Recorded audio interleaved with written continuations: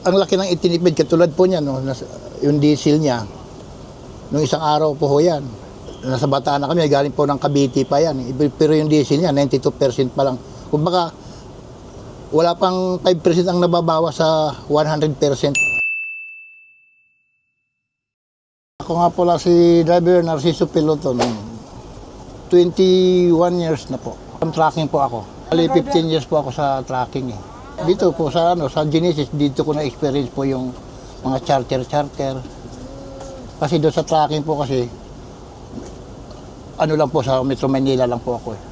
Malaki pong difference kasi dito po, bukod sa aircon. Nung nasa tracking po ako, truck, talagang walang aircon po kasi ang truck eh. Ay mainit. Ay dito, masarap. Kumbaga sa komportable ka. 2004 po ako nagsimula dito. Starting po ako ng Pasay, Balanga po. Tapos nalipat po ako sa Balanga, Avenida. Sacrifice lang po kasi gising po namin, kailangan kunin na po namin yung schedule po namin. Halimbawa, yung aming time ay 4 o'clock. Gigising po ako, katulad ko, gigising po ako ng 3 o'clock. Para yung galaw mo, easy lang, hindi ka nagmamadali. Sa Avenida, every 1 hour, half hour, every 30 minutes. 2 o'clock, tapos 2:30, 3:30. Tapos ano na po yun, may minsan ang dispatcher, every 20 minutes na lang yung dispatch nila. Depende po sa araw. Golden Dragon po ito. Last time yung minamaneho ko, yung Mercedes-Benz, Nissan, at saka Yutong. Lahat naman po ng unit ng Genesis maganda naman ang unit ng Genesis Lalo na ngayon.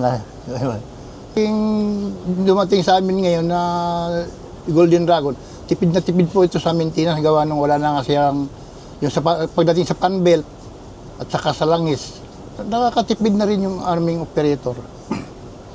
Kasi sa langis na lang, meron ngang makina, kaya lang maliit siya. Tapos sa pan belt, wala ka ng yung compressor aircon, wala na rin po to. Ang laki ng itinipid, katulad po niya, yung diesel niya, nung isang araw po ho yan.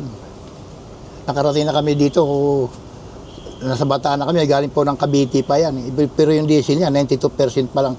Kumbaga, wala pang 5% ang nababawa sa 100%.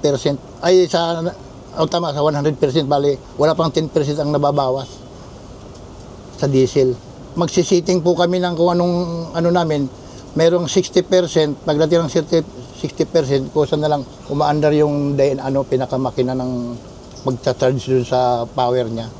Automatic po siya nagcha-charge. Tingin ko, katulad nito, walang clutch. Mas brake lang at saka accelerator ka lang. Wala ka ng sa kabilang Sabi ko lang sa pasahero, huwag naman silang magiging, kumbaga, salaula sa bus, binibigyan na sila ng magandang bus. Huwag naman lang salaulain kung ano yung nakalagay dyan. Sana, intindihin naman nila yung operator na huwag nilang salaulain. Minsan kasi, meron dyan, nadadat na lang namin, sira na yung ganito. Katulad yan, may mga charger po yan ng cellphone. Na lang namin, ayun to na, wala na. Di mo rin kasi talaga ang pasahero Meron talagang ganun dapat. Sana, isipin naman nila sana na huwag naman nilang salaulain yung kung ano nakalagay dyan. Sa kanila yan, gamitin nila ng maayos. Diba?